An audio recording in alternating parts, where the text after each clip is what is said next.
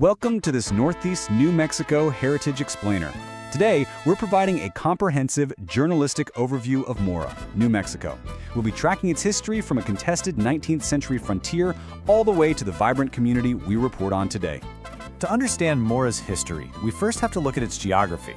Sitting at an elevation of 7,172 feet on the eastern edge of the Sangre de Cristo Mountains, Mora is located in western Morchu County.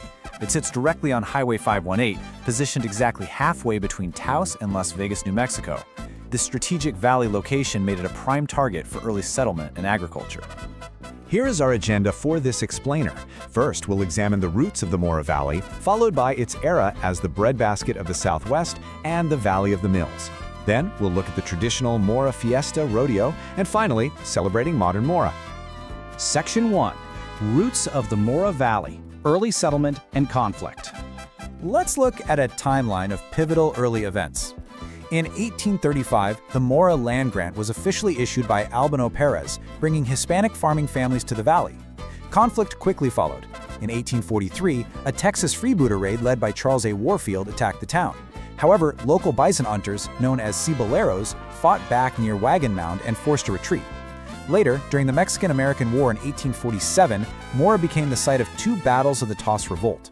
Finally, in 1851, the establishment of Fort Union permanently altered the region's trajectory. Those 1847 battles brought severe destruction to the region. In retaliation against local resistance, Captain Jesse Marin and U.S. troops completely destroyed the village along with the surrounding ranches and crops. Surviving residents were forced to flee into the mountains for safety. Once the conflict subsided, they returned to the valley and executed a complete rebuild of their agricultural foundation. Section 2. Breadbasket of the Southwest, the agricultural boom.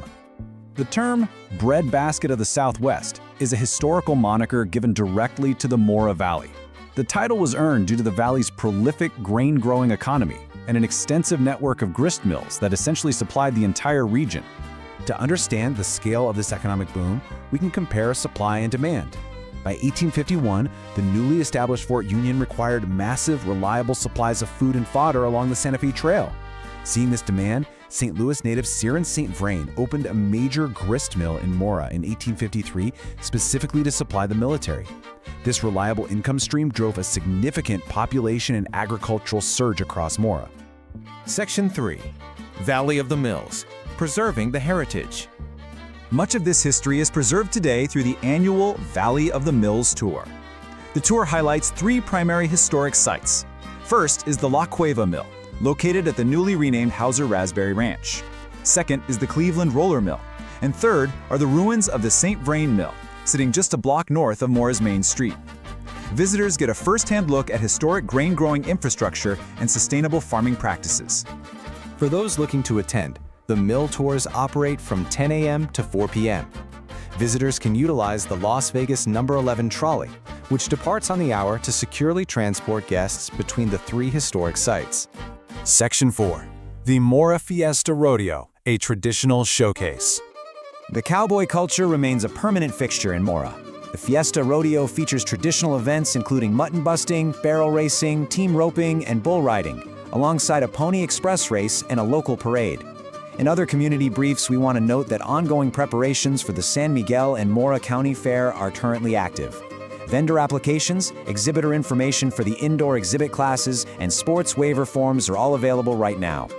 The Mora Fiesta Rodeo takes place annually during the last weekend in July, hosted at the Mora County Rodeo Grounds. It continues to keep Western traditions centered right in the heart of the community. Section 5. Celebrating Modern Mora, the 2026 Fiestas. Moving to the lead for our community events, the 2026 Mora Fiestas will be hosted at Los de Mora Growers. The event is completely free and open to the public, kicking off daily at 8 a.m. Friday night's lineup highlights a dance featuring Sangre Joven from 9 p.m. to 10 p.m. Looking at Saturday's main events, the Mora Fiestas Parade starts at 12 p.m. on July 25th, followed by the Fiesta Market at St. Gertrude's Church. The market runs until 5 p.m., with music and food continuing until 7 p.m.